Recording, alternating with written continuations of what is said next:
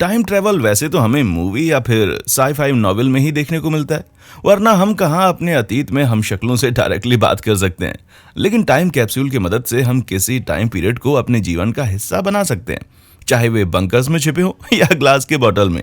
अतीत के ये खोए हुए खजाने हमें हमारे 100 साल के पहले के जीवन के बारे में कुछ झलक जरूर दिखाते हैं। तो आइए आज हम कुछ ऐसी ही अद्भुत टाइम कैप्सूल की खोजों के बारे में बात करते हैं।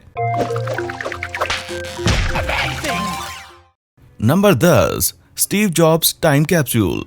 इस बार टाइम कैप्सूल की लिस्ट में ये सबसे पुरानी नहीं है, लेकिन आप इसे इसके नाम से पहचान सकते हैं। मेरा मतलब है कि वैसे तो ये टाइम कैप्सूल पूरी तरह से स्टीव जॉब्स के बारे में नहीं है, लेकिन हाँ, इसमें उनके द्वारा इस्तेमाल किया जा रहे कंप्यूटर का माउस जरूर था। दूसरे आइटम में, जिन्हें 1983 में स्पेन में एक तकनीकी सम्मेलन में दफनाया गया था, सभी इस कैप्सूल का हिस्सा थे और इसका टाइटल था भविष्य वैसा नहीं होगा जैसे पहले हुआ करता था।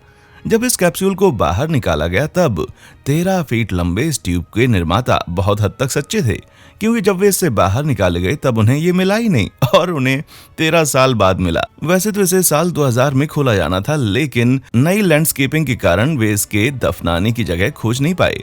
अगर हम बात करें कि इसके अंदर क्या था, तो इसमें 80 के दशक के सभी गुडीज थे, जैसे कि मूडी ब्लूज की रिकॉर्डिंग्स और हजारों अन्य वस्तियों के बीच एक रूबिक्स क्यूब। हालांकि सबसे बेहतरीन खोज कॉन्फ्रेंस के प्रेसिडेंट द्वारा की गई थी, जिन्होंने बियर के 6 पैक इसमें दफनाने वालों के लिए ऐड किए थे। क्या विचारधारा है। Number 9, Detroit century box. हम सभी ने कभी न कभी ये सोचा कि हमारा भविष्य कैसा होगा, लेकिन 100 साल पहले के लोगों ने हमारे आज के वक्त में क्या सोचा होगा? आज हमारे पास इसका जवाब है। एटलीस्ट डिट्रॉइट के केस में ये बात बिल्कुल सच है। डिट्रॉइट सेंचुरी बॉक्स को 1900 में दफनाया गया था और शहर के 300 साल पूरे होने के जश्न मनाने के लिए इसे इतने दशकों के बाद खोदा गया।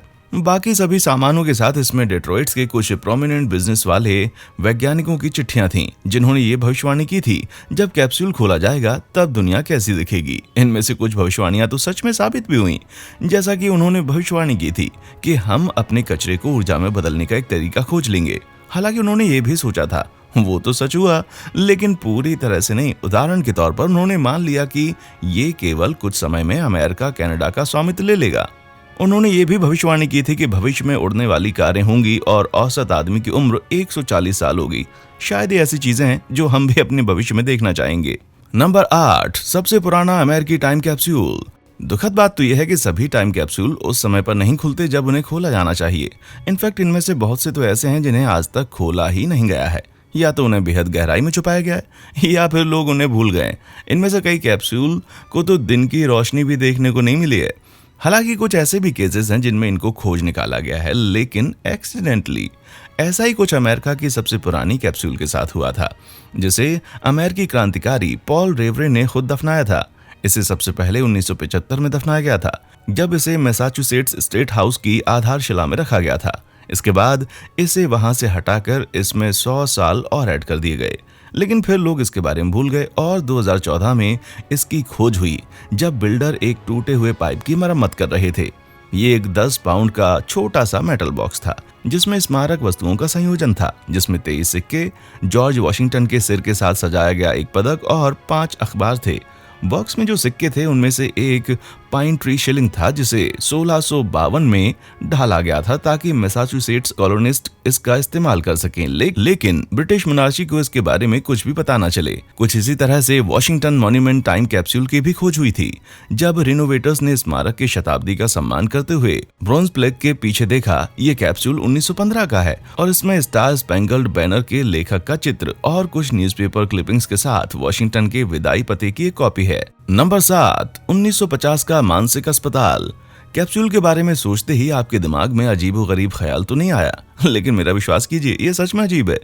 इसे 1958 में दफनाया गया था, जिसे पूर्व साइकेट्रिक हॉस्पिटल के नीचे पाया गया और इसमें वहां काम करने वाले डॉक्टर्स का एक बहुत ही परेशान करने वाला संदेश था।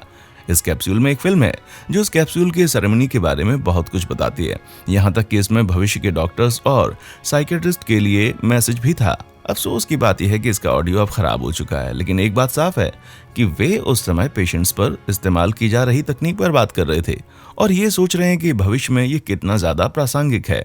आप ये जवाब खुद ही गैस कर सकते हैं कि अब इनमें से बहुत सारी चीजें एप्लीकेबल नहीं है। ये दो डॉक्टर इलेक्ट्रोशॉक थेरेपी को रेफर किया है, जो आजकल हमें देखने को नहीं मिलती, लेकिन एक बात है जो इससे भी ज्यादा डरावनी है। वे पेशेंट्स पर इंसुलिन शॉक थेरेपी के बारे में भी मेंशन कर रहे हैं, जिसमें इन्हें इंसुलिन की इतनी बड़ी खुराक देना शामिल है कि वे हफ्तों तक कोमा जैसी स्थिति में रहें।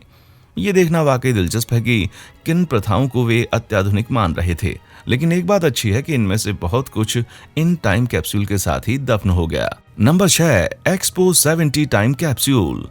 तो 1968 में दो जापानी कंपनियां पैनासोनिक कॉर्पोरेशन और मैनिची न्यूज़पेपर्स ने डिसाइड किया कि वे 1970 के जापान के वर्ल्ड एक्सप्लोजन को मनाएंगे और अंत में उन्होंने ये डिसाइड किया कि वे दोनों टाइम कैप्सूल को एक करने के बारे में सोच रहे हैं और इन दोनों में 2098 चीजें और रिकॉर्डेड आइटम्स हैं जो जापानी संस्कृति और जापानी सभ्यता की उपलब्धियों का प्रतिनिधित्व करती थीं। इसे प्लान करके बनाने के लिए जापान को 3 साल का समय लगा और एक दिन दोनों कैप्सूल को ओसाका कैसल के सामने दफना दिया गया और ये सभी तरह से एक समान है, बस उन तारीखों को छोड़कर जिस पर उन्हें खोदा जा सकता है। आप देख सकते हैं कि पहले कैप्सूल को 2000 में खोला गया था और उसके बाद हर 100 साल पर खोला जाएगा। हालांकि इसके नीचे के कैप्सूल को कम से कम 5000 साल तक अंडरग्राउंड रहना होगा। इन दोनों का ही काम 1970 के जीवन की एक तस्वीर प्रस्तुत करना है और इसमें कुल मिलाकर 5000 चीजें हैं। यह आइटम भौतिक कला और साहित्य से लेकर संगीत, रिकॉर्ड किए गए उपन्यास और कुछ तस्वीरें भी हैं। इन सभी पर super up to date preservation technique का इस्तेमाल किया गया है और ऊपर वाली कैप्सूल का ध्यान हर बार उसकी रिपैकेजिंग के ऊपर किया जाता है। लेकिन असली सवाल तो यह है कि जब उन्हें 5000 साल बाद खोला जाएगा तब उनमें से कितनी चीजें भविष्य के लोग पहचान पाएंगे। Number 5, whisky. ये आश्चर्य की बात है कि अभी तक की कई टाइम कैप्सूल में अल्कोहल भी शामिल होती है, या तो बियर की क्रेट होती है या फिर विस्की की बोतल, जिससे इसे खोजने वाले लोगों को थोड़ी उत्सुकता हो। इसके साथ ही मुझे यकीन नहीं है कि इस अगले बंदे को स्मृति पत्र मिला या नहीं। एक अज्ञात व्यक्ति ने 1944 में न्यू हैम्पशायर सिटी हॉल के नीचे एक विस्की की बोतल गाड़ दी थी, लेकिन शायद वो इसमें विस्की इंक्लूड करना ही भूल गया। इसके बजाय बोतल में सिक्के और न्यूज़पेपर की कुछ क्लिपिंग्स डाली थी और साथ ही में उसमें एक नोट था जिसमें वो विस्की पीने के लिए माफी मांग रहा था। स्कॉटलैंड में कंस्ट्रक्शन क्रूज ने एक अच्छा काम किया क्योंकि उन्हें 121 साल पुरानी विस्की की बोतल मिली जो कि असल में भरी हुई थी। ये बोतल एक जंग लगे हुए ताला बॉक्स में किसी ब्रिज के नीचे पाई गई और एक बार फिर से ये खोज मरम्मत करने वालों द्वारा एक्सीडेंटली हो गई। इस बॉक्स में कुछ पुराने अखबार और एक पेपर स्क्रॉल भी था, लेकिन यहाँ असली सवाल ये था कि क्या किसी को ये शराब पीने की इजाजत है। हालांकि सबसे अजीब टाइम कैप्सूल संबंधित अल्कोहल रहस्य का इनाम वॉशिंगटन राज्य में इस कैप्सूल को जाता है। ये तोप खाने के अंदर पाई गई थी और जब वॉलंटियर्स के बारे में सोचा तो उन्हें इसके अंदर खजाने का एक भंडारा मिला। भले ही वर्ल्ड वॉर 1 के मैगजीन्स इसमें पाई गई कुछ कूल चीजें थीं, लेकिन कुछ चीजें बेशक गायब थीं और इस बात को साबित करने के लिए इसमें एक नोट भी था। इस नोट में लिखा था, ब्रांडी के लिए शुक्रिया। इसलिए मुझे लगता है जिस किसी बंदे ने इसे सबसे पहले खोजा था वो सबसे लकी था। Number 4, wasting house time capsule. एक और टाइम कैप्सूल जिसे 5000 वर्षों तक नहीं खोला जाना है वो है वेस्टिंग हाउस टाइम कैप्सूल और इसे इमोर्टल वेल नाम की जगह पर रखा गया है और इसे 1938 में न्यूयॉर्क में 1939 के विश्व मेले की साइट पर दफनाया गया था और इसे 6939 से पहले तो नहीं खोला जाएगा। हालांकि इस कैप्सूल के बारे में सबसे इंटरेस्टिंग बात तो ये है कि इसे दफनाए हुए हमें 100 साल भी नहीं हुए हैं और इनमें से कई चीजें आउट ऑफ डेट हो गई हैं। इस कैप्सूल में कम से कम 100 चीजें हैं और आज के हमारे इस युग में इसमें से कई चीजों का प्रचलन चला गया है। इनमें से कुछ विचित्र और हार्मलेस भी हैं, जिसमें से एक है टूथ पाउडर जिसे हमने टूथपेस्ट से रिप्लेस कर दिया है। हाँ, लेकिन इनमें से कुछ बेहद खतरनाक भी हैं। उदाहरण के तौर पर कैप्सूल निर्माताओं ने सोचा कि एक लोकप्रिय चमड़े की छत के शिलिंग को शामिल करना आवश्यक है, जो वास्तव में इसे ज्वाला प्रतिरोधी बनाने के लिए एस्बेस्टस में लेपित किया गया था। हालांकि इनमें से कुछ आइटम्स इतने आकर्षक हैं कि मैं उम्मीद करता हूं कि ये वापस चलन में आए।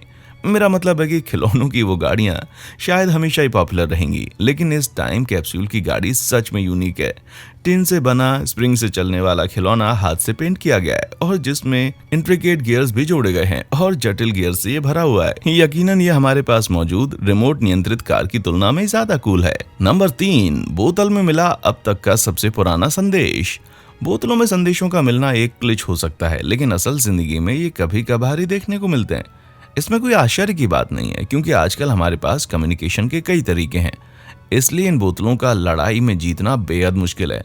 यहाँ अफसोस की बात यह है कि इनमें से कई बोतलें या तो टूट गई हैं या फिर समुद्र के तल में खो गई हैं, और इनमें से कईयों में तो इतना ज्यादा पानी चला गया है कि अब इन नोट्स को पढ़ा भी नहीं जा सकता।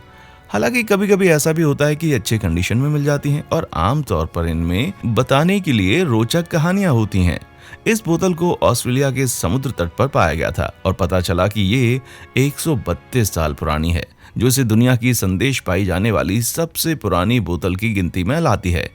और इससे भी कूल बात यह है कि ये जर्मन नोवेल ऑब्जर्वेटरी के जर्मन एक्सपेरिमेंट का हिस्सा थी, ताकि वे शिपिंग रूट्स को ट्रैक कर सकें। इसका मतलब यह है कि इस तरह की बोतलें और भी हो सकती हैं। नंबर 2, सभ्यता का तहखाना। टाइम कैप्सूल की इस लिस्ट में शायद ये नाम सबसे कूल हो, लेकिन इसके पीछे एक बहुत ही इंटरेस्टिंग कहानी भी है। इसे सबसे पहले 1936 में प्रस्तावित किया गया था, इतिहास में पहले निश्चित वर्ष के 6177 साल बाद, जब मिस्र का कैलेंडर 4241 बीसी में शुरू हुआ था। इस बुक के क्रिएटर थॉर्नवेल जैकब्स थे, जो कि एक प्रोफेसर होने के साथ साथ लेखक भी थे। वे चाहते थे इसे खोलने से पहले उतना ही समय बीते जितना पहले बीत चुका था, जिसका अर्थ है कि ये भविष्य में 8113 साल के लोग ही इसको देख पाएंगे। ऑब्वियसली ये समय काफी ज्यादा था, इसीलिए जैकब ये चांस नहीं लेना चाहते थे कि भविष्य के लोग इसे समझ पाएंगे भी या नहीं। इसीलिए उन्होंने इस तहखाने में माइक्रोफिल्म के 6,40,000 पृष्ठों के अलावा कमरे में एक हवा से चलने वाला जनरेटर भी शामिल है। साथ ही एक और मशीन शामिल है जो इस जनरेटर और माइक्रोफिल्म के खराब होने के बाद काम करेगी। यहाँ तक कि इसमें एक ऐसी मशीन भी शामिल है जो भविष्य के लोगों को इंग्लिश सिखाने में भी सक्षम होगी, ताकि वे इस तहखाने में मौजूद वॉइस रिकॉर्डिंग्स और बाकी चीजों को समझ सकें, जिसमें स्टालिन से लेकर पोपोए द सेलर तक सभी शामिल हैं। हालांकि इस तहखाने में कुछ ऐसी चीजें भी शामिल हैं जिनका कोई मतलब नहीं है। उदाहरण के तौर पर मुझे यकीन है कि भविष्य में लोग दरवाजे के पास खड़े होकर इन 2 पुतलों और प्लास्टिक की सजावटी बीटल्स को देखकर डर जरूर जाएंगे। नंबर 1, पेरिस ओपेरा और MIT कैप्सूल। पेरिस ओपेरा पहले से ही अपने बेसमेंट में भूत की मौजूदगी के लिए मशहूर है, लेकिन यहाँ पर एक प्राचीन चीज भी दफन है। जी हाँ, 1907 में कुछ लोगों का समूह यहाँ पर इकट्ठा हुआ था और उन्होंने टाइम कैप्सूल पर काम करना शुरू कर दिया, जिसे उन्होंने 1912 में फाइनली दफनाया। इसमें 45 वैक्स से प्रेस किए गए रिकॉर्ड थे और एक ग्रामोफोन जो इन्हें बजा सके। और हाँ, वे इस बात को जानते थे कि 2012 में जब इसे खोला जाएगा तब रिकॉर्डिंग टेक्नोलॉजी बदल चुकी होगी, इसीलिए उन्होंने इसमें इंस्ट्रक्शंस भी कहे जिसकी मदद से ग्रामोफोन का इस्तेमाल किया जा सके। यहाँ तक कि इसे बूट करने के लिए कोई अतिरिक्त सुई भी मौजूद थी। और अब पेश है सबसे इंटरेस्टिंग बात। आप इस टाइम कैप्सूल में मौजूद सभी रिकॉर्ड्स को CD फॉर्म में खरीद सकते हैं। अगर आपको सच में 1900 के दशक की सभी चीजें पसंद हैं, तो पेरिस ओपेरा हाउस के संगीतकार केवल उन प्रतिभाओं का समूह नहीं है जो टाइम कैप्सूल बनाने के लिए एक हुए थे। 1957 में MIT के प्रेसिडेंट और वैज्ञानिकों की एक टीम ने अपना खुद का एक टाइम कैप्सूल यहाँ पर दफनाया था और उसमें यह भी लिखा था कि इसे साल 2957 में ही खोला जाए। लेकिन अफसोस कि इसे बहुत ही जल्द साल 2015 में खोल दिया गया।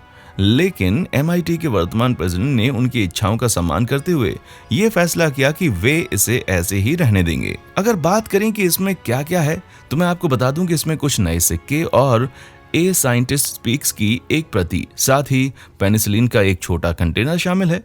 इस ट्यूब को एर्गोन गैस से भरा गया है, जिसकी वजह से इसमें मौजूद सभी चीजें अभी तक खराब नहीं हुई हैं।